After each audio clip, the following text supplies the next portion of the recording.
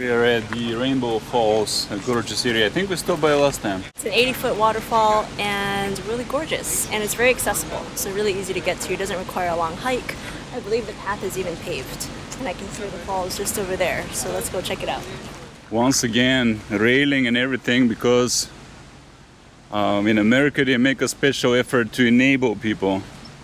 They don't want only the most able to get here, and if you are very able, there are places for you to go exclusively, but they've managed to develop things so that people of all kinds of ability can do it and enjoy themselves and share the nature, you know.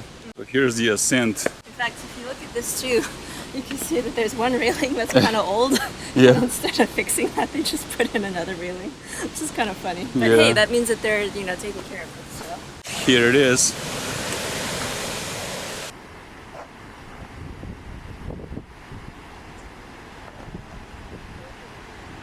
On this side, they actually did build a wheelchair ramp. No drones.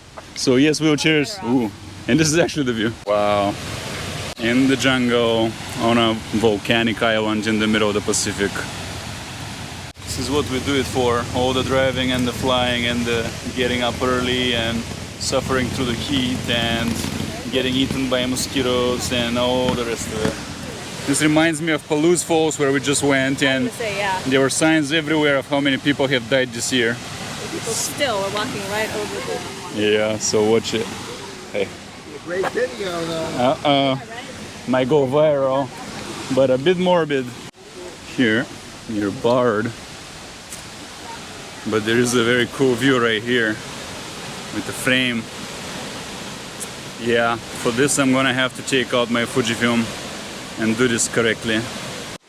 Alright, so first thing here is I have a frame which is dark and subject in the middle which is bright, so I have to go to 400 dynamic range.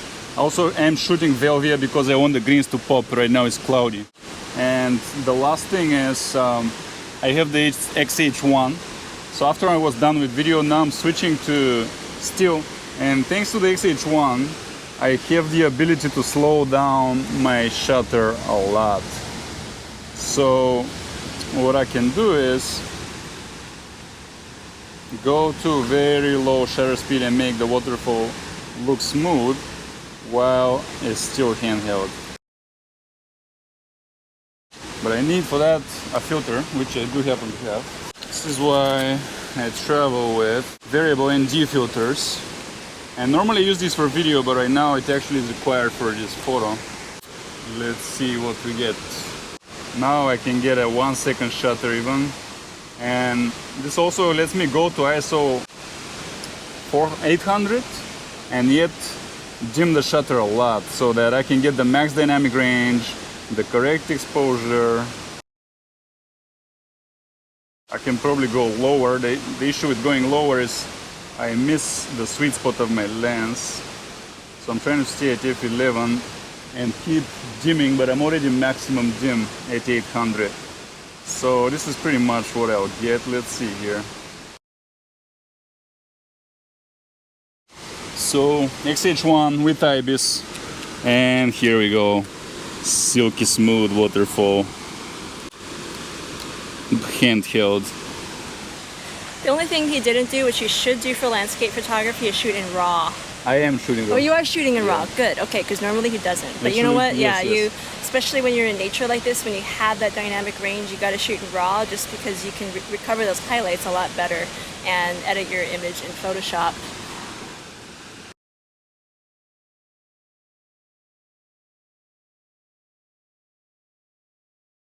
And another thing with the variable NDs is that they are definitely intended for video.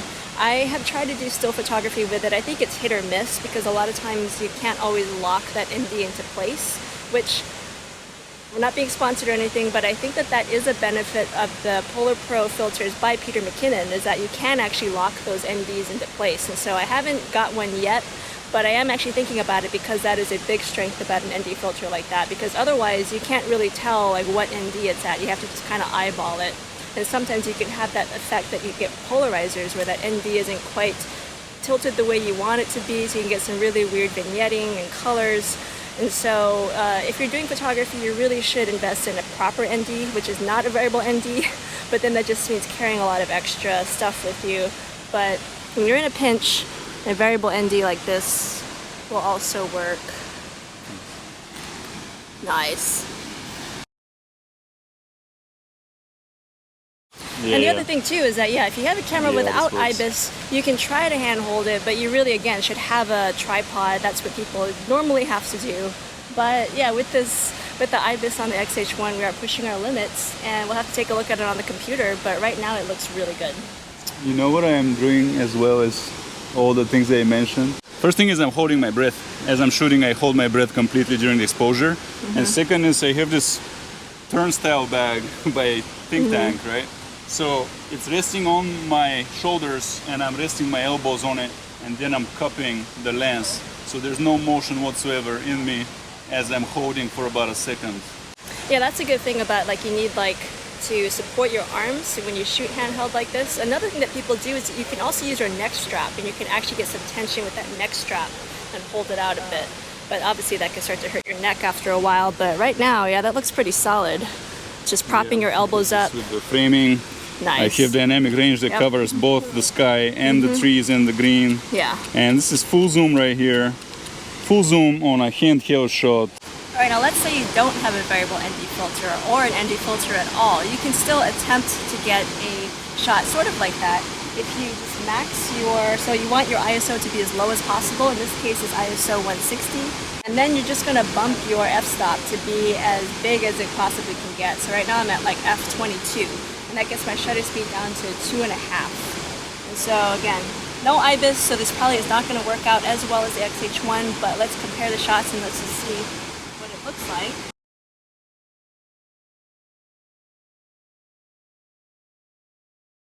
Yeah, one caveat is that way you're limited to dynamic range 100 because you're at such a low ISO. Eventually I hope cameras will come out that can do dynamic range 400 at ISO 160 or 100. That would be really enabling. So again, not quite as smooth as yours, but you can get some smoothing effect.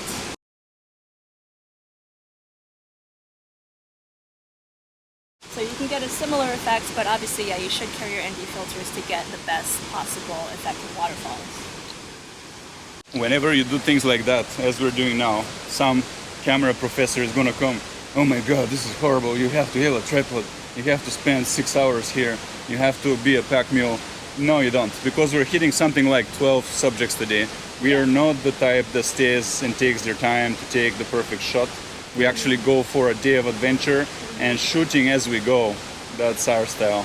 Yeah, I mean, if you are a professional, then yes, you have to take into consideration time of day. You want to be here at golden hour or first thing in the morning.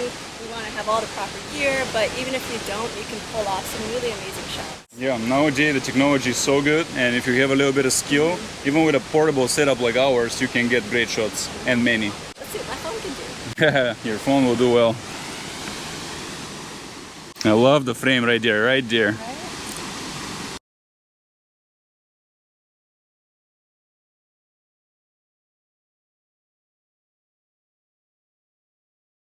You can also cheat with the phone. Yes. All right, let's go.